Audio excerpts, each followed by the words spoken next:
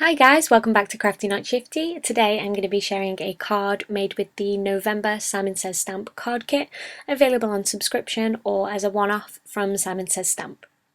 So I'm going to be using the cute stamp set that came as part of the kit. This is the Apple of My Pie stamp set. I'm going to be using the Grateful grating there, and also some of these little chips that come with it. These are really cute. The bag is extremely full, so there's a lot of those in there, and they're just cute little die cuts. I've got a couple of them picked out here that I'm going to use on the card. So the kit also comes with some 6x6 pattern paper, and I'm going to be using two of those pieces in my card today. The 6x6 papers are always double-sided, and I'm just briefly showing you some of the other papers that come with it. Also included are some stickers and some rub-ons, some pre-scored Simon Says Stamp A2 note cards, and some coloured cardstock. So we're going to be making this card today, and the first thing that I'm going to do is cut down my 6x6 paper so it fits across the front of the card, and I'm going to cut that down to 6x5. And this next piece of cardstock I'm going to cut down to 4x4 inches square. And I'm just cutting up approximately 4 inches with my first cut there, turning the cardstock round and then cutting again. This is something that I like to do rather than cutting straight across the cardstock. I don't know, I think it kind of plays with my hoarding. It makes me feel like I haven't wasted any of the card. So I've just laid the die cut elements out to get some placement for my stamp. And once I'm happy with where that's going to be placed, I'm going to just move those die cuts out of the way and then just carefully lift that piece of patterned paper that's now 4x4 into the Misty stamping tool. So I recently got this. I've been really excited to get the Misty. This is actually the only project that I've used it on so far, so it's not a great deal of stamping, but I have to say that I am really pleased with it. So I've moved the magnets across, used the lid of the stamping tool to pick up that stamp, and then I'm just using my embossing swatches to decide which colour gold embossing powder I'm going to use, and I decided to go with the antique gold colour from Martha Stewart. I've just used my anti-static powder tool to prep the cardstock. This just makes sure that any of the embossing powder doesn't stick to any static cling or oil that might be on the cardstock. So I inked up the stamp in Versamark ink and stamped that down, and then pouring the embossing powder over the top, and that will all stick just to those areas where the ink's been applied. I'm using my finger just to tap off any excess, and then I'll bring in my heat tool and just melt that down to a really nice metallic shine.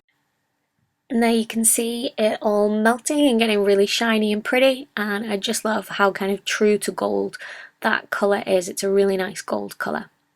So I've got my card base here. It's when it's folded it measures 5 inches by 6 inches, so it's the same size as this first piece of pattern paper that we cut. I'm applying some Tombow Mono liquid adhesive onto the back, and then I'm just going to press that down onto the card front.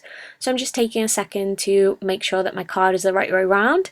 Not that it would really have mattered with this pattern of paper, but it's definitely a mistake that I've made in the past. I'll stick everything down, go to open my card and realise it's all upside down. So it's always worth just taking a second to check that. And then I'm applying some 3D foam tape onto the back of the 4x4 panel, which I'm going to stick down at a slight angle. And that was why I took the time to line up the sentiment earlier, to make sure that it was nice and straight when the panel was stuck at an angle, and also that none of the branches or the squirrel would get in the way of that sentiment. So I'm just taking my time to centre that down and then press it down to make sure it's got a really nice firm stick.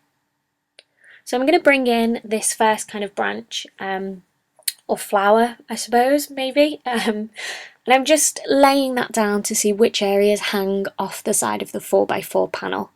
Anywhere where it hangs off the side I'm going to apply a 3D foam dot to make sure that we have a nice kind of smooth flat embellishment that's in line with the foam tape on the 4x4 piece. So I'm just figuring out where those dots need to be and then pressing that down, and I'm going to bring in the acorn and do the same thing.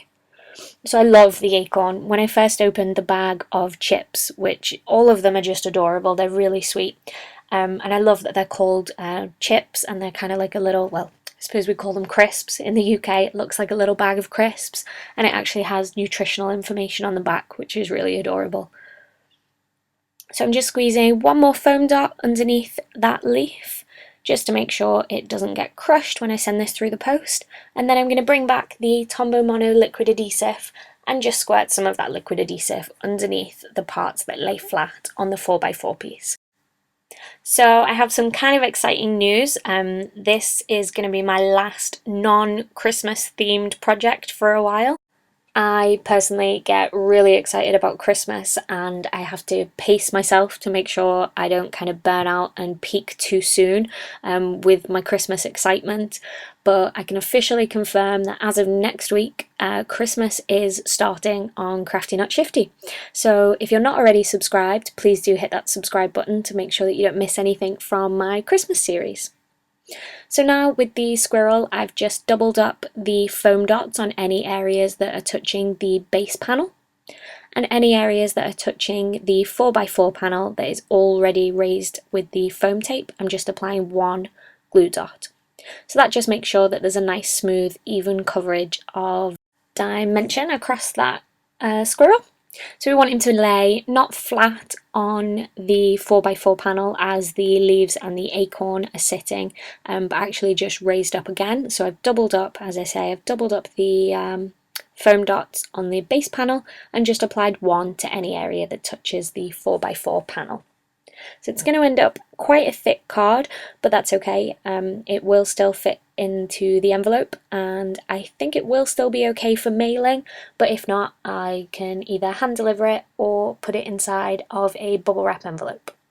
So the stamp set has this really sweet asterisk that you can stamp down. Now I probably should have done this before I stuck the panel to the card base, but because that foam tape applied a really nice smooth even dimension across the panel, I should be able to stamp this down. So I'm using the Onyx Black VersaFine ink. This is a pigment ink, so it takes a couple of seconds to dry.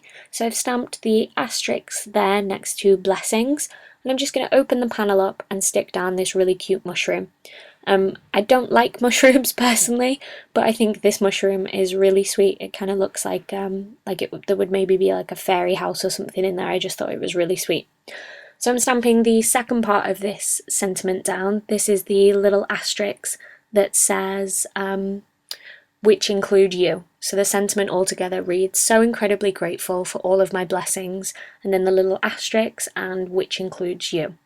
So I'm going to include this card as part of the Jennifer Maguire Share Handmade Kindness campaign that she has running for the month of November.